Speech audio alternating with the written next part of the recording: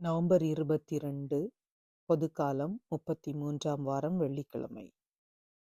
புனித லூக்கா எழுதிய நற்செய்தியிலிருந்து வாசகம். அதிகாரம் 19 வசனங்கள் 45 முதல் 48 வரை. இயேசு கோவிலுக்குள் சென்று அங்கு விற்பனை செய்து கொண்டிருந்தோரை வெளியே துரத்தத் தொடங்கினார். அவர்களிடம், என் இல்லம் இறை வேண்டலின் வீடு என்று மறைநூலில் எழுதியுள்ளதே, ஆனால் நீங்கள் இதை கள்வர் குகையாக்கினீர் என்று கூறினார். இயேசு ஒவ்வொரு நாளும் கோவிலில் கற்பித்து வந்தார். தலைமை குருக்களும் மறைநூல் அறிஞர்களும் மக்களின் தலைவர்களும் அவரை ஒழித்துவிட வழி தேடினார்கள். ஆனால் என்ன செய்வது என்று யாருக்கும் தெரியவில்லை. ஏனென்றால் மக்கள் அனைவரும் அவர் போதனையை கேட்டு அவரையே பற்றி கொண்டிருந்தனர். இது கிறிஸ்து வழங்கும் நற்செய்தி. கிறிஸ்துவே உமக்கு புகழ். சிந்தனை. இயேசு ஆலயத்தை தூய்மைப்படுத்துகின்ற நிகழ்வைதான் இன்றைய வாசகமாக நாம் வாசிக்கின்றோம். ஆண்டவரை வழிபடும் வழிபாடே முறைகேடுகளுக்கு காரணமாக அமைகின்ற அளவுக்கு வழிபாடை ஒரு கேவலமாக மாற்றிவிட்டார்களே என்பதுதான் இயேசுவின் ஆதங்கம் இன்றைய காலகட்டத்தில். ஆம், சமூக நீதியின் மீது இயேசு கொண்டிருந்த தாகத்தின் வெளிப்பாடு அது. சமூகத்தில் கண்ணெதிரே நடந்த அநியாயங்களை தட்டி கேட்கும் ஒரு சமூக போராளியின் கூக்குரல் அது. நடக்கும் அநியாயத்தை தட்டி கேட்டால் தனது உயிருக்கு ஆபத்து என்பது இயேசுவுக்கும் தெரியும்.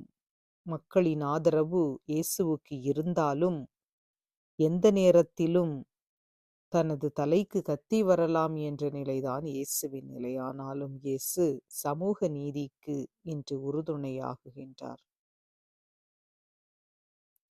இயேசுவின் இந்த நிலை கிறிஸ்தவர்களாகிய நாம் சமூக அநீதிக்கு துணை போகக்கூடாது என்பதையும், அநீதி நடக்கின்ற போது அதனை தட்டி கேட்கின்றவர்களாக இருக்க வேண்டும் என்பதையும் தெளிவுபடுத்துகின்றது. எனவேதான்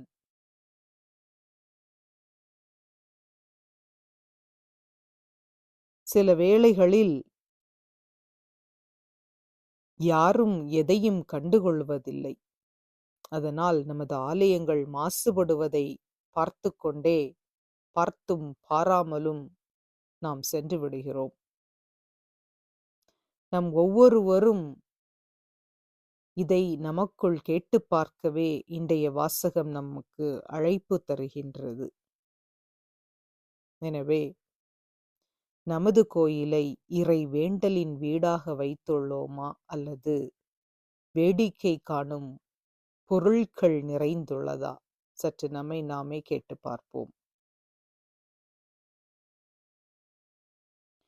அன்பின் இறைவா, எங்கள் சொல்லாலும் செயலாலும் செயலற்ற தன்மையாலும் சில நேரங்களில் உமது இல்லத்தை கள்வர் குகையாக மாற்றியிருக்கின்ற தருணத்திற்காக மன்னிப்பு கேட்கின்றோம் அப்பா. உமது இல்லத்தின் மீதுள்ள ஆர்வம் எங்களை வளர்க்க, உருவாக்க, உமது ஆற்றலையும் மாட்சியையும் உமது ஆலயத்தில் காணும் அருளை எங்களுக்கு தாரும் அப்பா.